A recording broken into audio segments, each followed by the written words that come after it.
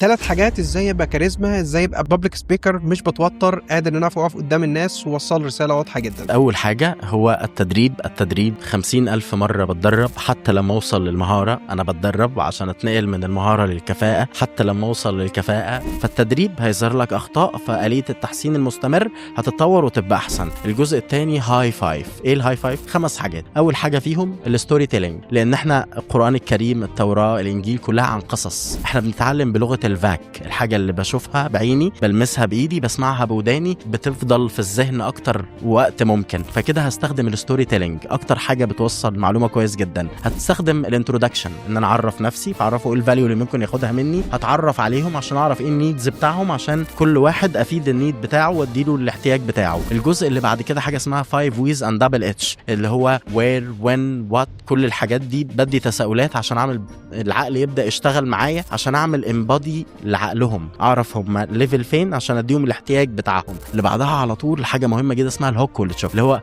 أول 3 seconds في الريل، في الفيديو لازم تعملهم هوك، تجذب عقلهم بحقائق صادمة، تبدأ تديله اعتراضات فيبدأ عقله يتصدم عشان يبدأ يركز معاك. هي بالظبط عاملة زي نبضات القلب كده. دي جزء مهم جدا جدا لا يجب إغفاله.